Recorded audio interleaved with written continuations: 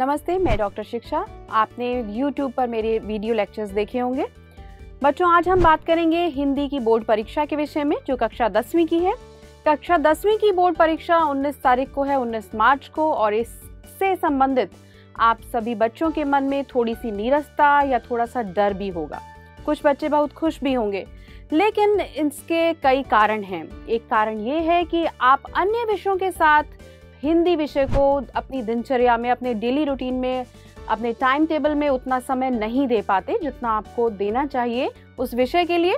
दूसरी बात, इसमें वर्तनी की अशुद्धियों की आ जाती है, स्पेलिंग मिस्टेक्स आप कर देते हैं, और कुछ बच्चों की समस्या ये भी रहती है कि हमारा पेपर छूट जाता है, बहुत लंबा पेपर होता है, या ट्यूशन और अन्य जगहों से भी आपको कोई सहायता नहीं मिल पाती, क्योंकि इस विषय के लिए आप बच्चे ट्यूशन भी नहीं पढ़ते। जहां साइंस मैथ्स के लिए आपकी कोचिंग भी रहती है, हिंदी के लिए बहुत कम बच्चे कोचिंग लेते हैं।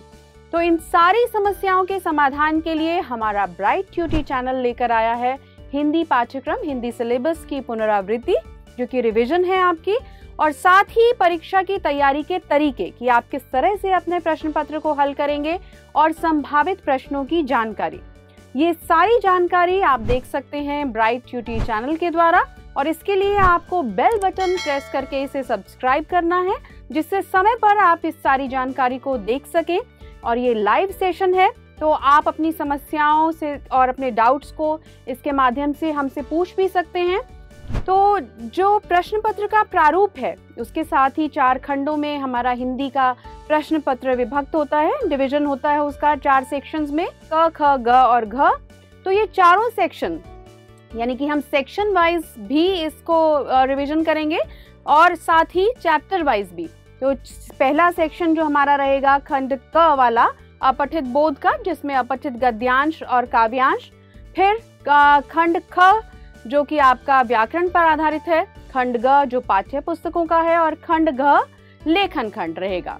तो ये हम तैयारी कर रहे हैं 14 मार्च से, जिसके लिए आप 14 मार्च का हमारा जो सेशन रहेगा वो 3:30 से 5:30 बजे का समय है इसका, और इस समय में हम जो पाठ्यक्रम लेंगे वो रहेगा अपठित गद्यांश व काव्यांश।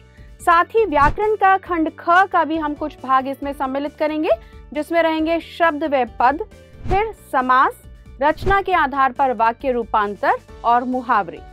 दूसरे दिन जो हमारा सेशन रहेगा 15 मार्च का, वो रहेगा खंड ख का एक भाग जो बच गया हमारा, एक पाठ जो अशुद्धि शोधन से संबंधित है, और उसके अलावा रहेंगे खंड ग जो कि पाठ्य पुस्तक पर आधारित है।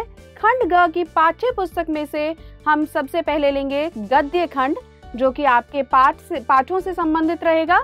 फिर जो हमारा तीसरे दिन का सेशन रहेगा वो 16 मार्च का, जिसमें आप जानेंगे अपना पूरा पद्य खंड, स्पर्श पाठ्य पुस्तक का पद्य खंड की जानकारी इसके अंतर्गत रहेगी।